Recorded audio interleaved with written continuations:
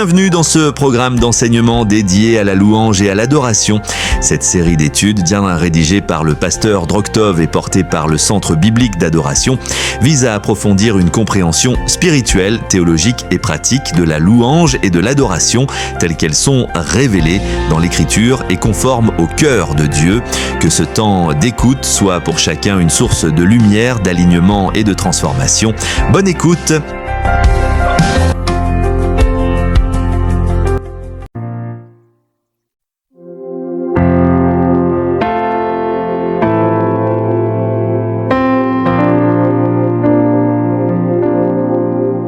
Notre thème central demeure « Servir Dieu à partir de l'autel, l'adoration au cœur du ministère ».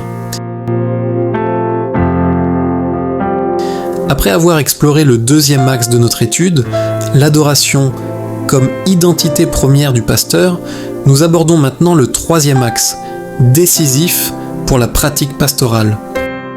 L'adoration comme source de puissance et d'autorité pastorale. L'autorité pastorale ne se décrète pas, elle se reçoit. Elle ne procède ni d'un titre, ni de l'ancienneté, ni même du talent. Le ciel ne reconnaît pas les fonctions, il reconnaît les vies. Dans l'Écriture, la véritable autorité spirituelle est toujours le fruit d'une intimité réelle avec Dieu, cultivée loin des regards, dans le secret de l'adoration. Le titre peut donner une position, mais il ne produit aucune puissance. L'ancienneté peut donner de l'expérience, mais elle ne garantit ni la fraîcheur, ni la profondeur spirituelle. Quant au talent, s'il impressionne les hommes, il ne convainc jamais Dieu. Sans une vie cachée, nourrie dans la présence divine, le ministère devient rapidement une performance bien exécutée, mais spirituellement creuse. Dans la Bible, ceux qui parlent avec autorité sont d'abord ceux qui se tiennent devant Dieu. Moïse agit avec puissance parce qu'il rencontre Dieu face à face. David gouverne avec justesse parce qu'il adore avant de diriger. Jésus manifeste une autorité incontestable parce qu'il se retire régulièrement pour prier. L'adoration n'est donc pas un moment périphérique du ministère.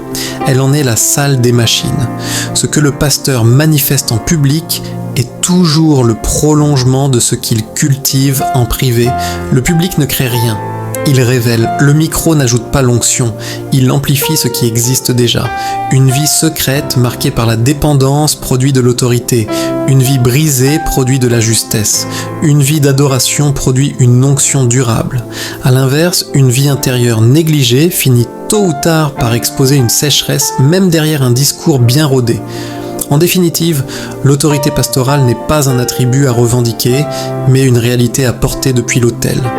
Elle est l'écho audible d'une intimité invisible. Et sur ce terrain, nul ne peut tricher longtemps, ni devant Dieu, ni devant les âmes confiées. L'adoration n'est pas un moment émotionnel destiné à chauffer l'atmosphère spirituelle ou à préparer artificiellement les cœurs. Elle n'est ni un outil d'ambiance, ni un préambule décoratif au ministère. Dans l'ordre de Dieu, l'adoration est le lieu où le serviteur est travaillé avant d'être utilisé, façonné, avant d'être envoyé. C'est à l'autel que Dieu ajuste le cœur, réaligne les motivations et met à nu ce qui ne peut pas tenir dans sa présence. Là, l'ego est crucifié, les ambitions personnelles sont dépouillées et la voix du Saint-Esprit devient claire, stable et discernable.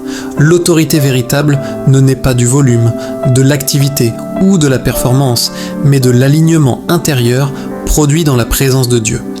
Lorsque l'autel est négligé, l'autorité devient bruyante. On parle plus fort pour compenser le vide, on multiplie les actions pour masquer l'absence de direction et l'on confond agitation et onction. La puissance, privée de sa source, devient alors artificielle. Elle repose sur l'effort humain plutôt que sur le souffle divin et ce type de ministère, même s'il semble fonctionner extérieurement, s'épuise rapidement. Un ministère qui ne jaillit plus de la source est contraint de pomper.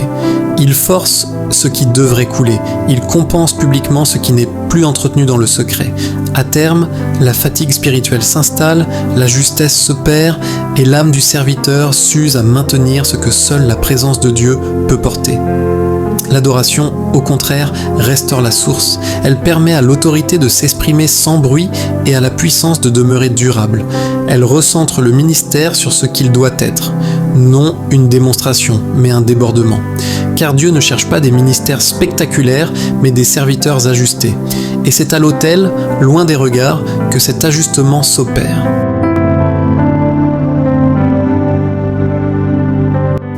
Ce troisième point nous conduit à une réalité incontournable.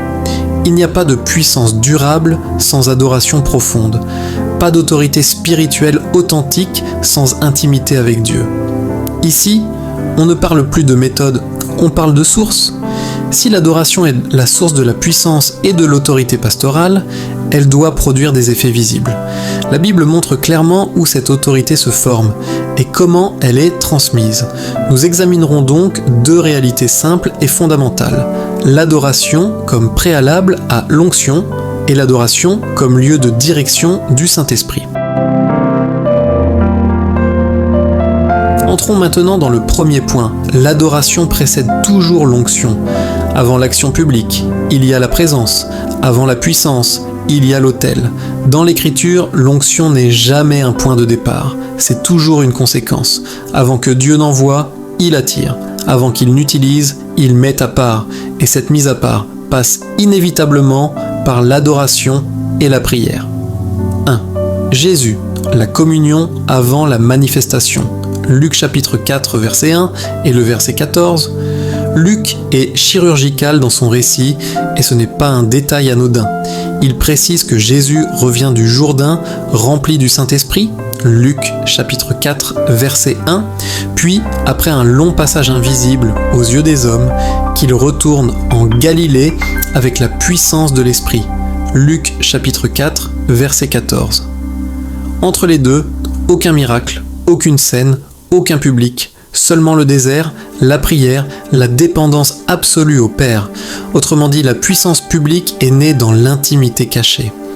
Jésus n'inaugure pas son ministère par une démonstration, mais par une soumission. Il ne court pas après l'onction, il demeure dans la communion et l'onction coule naturellement. Ce que Jésus manifeste devant les foules, il l'a d'abord reçu à genoux. Et soyons clairs, une onction qui n'est pas précédée d'adoration finit toujours par se réduire à du talent religieux, ça marche un temps, jusqu'à l'épuisement. 2. L'Église primitive. Adorer avant d'agir. Actes chapitre 13, versets 2 à 3. Acte 13 ne s'ouvre pas sur une réunion de stratégie, mais sur une réunion de consécration. Luc est clair, pendant qu'ils servaient le Seigneur dans leur ministère et qu'ils jeûnaient, le verbe servait ne parle pas d'organisation ecclésiale, mais d'un service tourné exclusivement vers Dieu, autrement dit, de l'adoration. Et c'est précisément au cœur de cette adoration, et non après un échange d'idées ou une analyse des besoins, que le Saint-Esprit prend la parole. Mettez-moi à part Barnabas et Saul pour l'œuvre à laquelle je les ai appelés. La mission ne naît donc pas d'une urgence humaine, mais d'une révélation divine reçue dans l'adoration. L'ordre est immuable. Adoration, écoute, mise à part, imposition des mains, envoi, jamais l'inverse. Dans le royaume, on ne court pas avant d'avoir été arrêté par Dieu. Vérité fondamentale. Dieu ne confie pas une mission à des hommes pressés, mais à des hommes disponibles, immobiles, devant lui. Principe unificateur.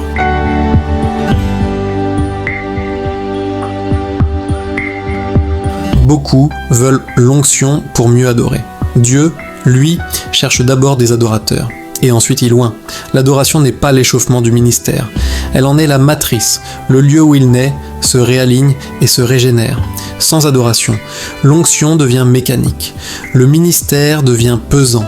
Le serviteur s'assèche avec une adoration authentique. L'onction reste fraîche, la direction devient claire. La mission est portée par Dieu et non par l'effort humain. Bref, quand l'adoration est centrale, le ministère respire. Quand elle est absente, il survit jusqu'à l'usure. Conclusion pragmatique, si l'adoration vient avant l'onction, alors la bonne question n'est pas « Seigneur, quand est-ce que tu vas m'utiliser ?» mais plutôt « Seigneur, est-ce que je m'arrête encore devant toi, sans projet à défendre, sans micro à tenir, sans performance à livrer ?»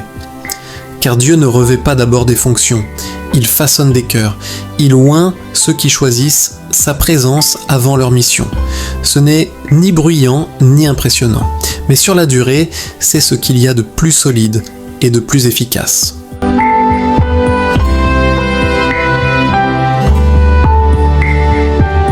Deuxième point, l'adoration ouvre la direction du Saint-Esprit. Dans l'Écriture, le Saint-Esprit ne s'adresse pas d'abord à des hommes débordés, mais à des hommes qui ont su s'arrêter devant Dieu. L'adoration n'est pas un échauffement émotionnel avant le discernement. Elle en est la condition d'accès. Adorer, c'est suspendre la production, mettre en pause les calculs, déposer les stratégies et les opinions personnelles.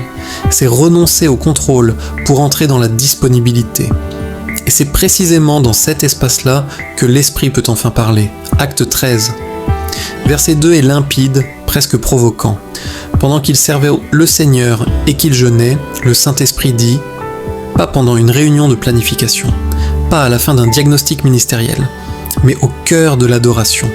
L'adoration ouvre l'oreille intérieure, ajuste les fréquences du cœur et bascule l'âme du mode pilotage au mode réception. Et quand l'homme cesse de vouloir diriger, l'esprit peut enfin conduire. 1. L'autel comme lieu de discernement. L'autel est le lieu où s'apprend le discernement véritable.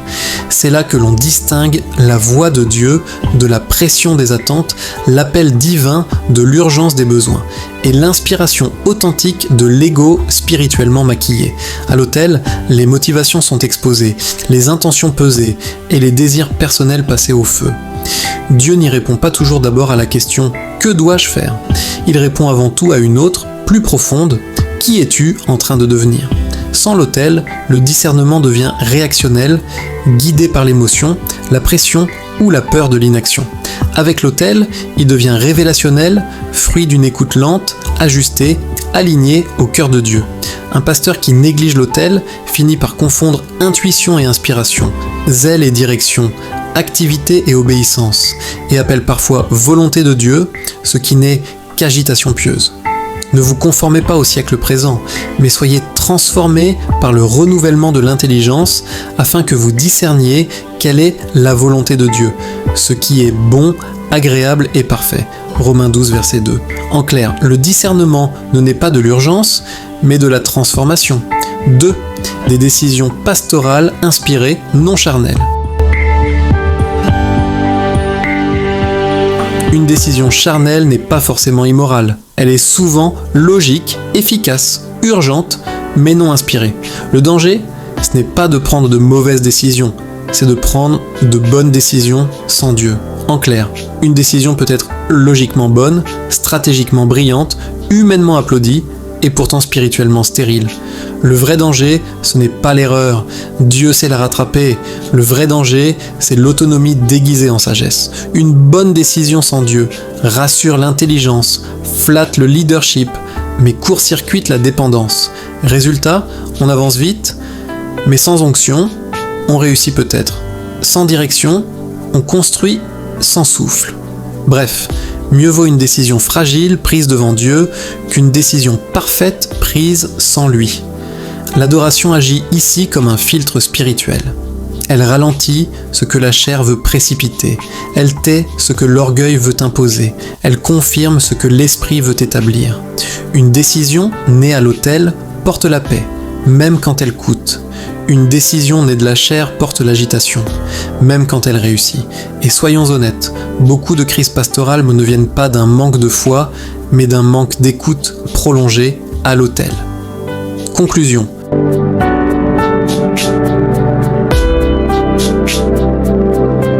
L'adoration ne sert pas à demander à Dieu de bénir nos choix. Elle sert à aligner nos choix sur sa voie. Un ministère guidé par l'adoration ne court pas après les opportunités. Il marche dans les directions révélées. Ce n'est pas spectaculaire, ce n'est pas rapide, mais c'est terriblement sûr.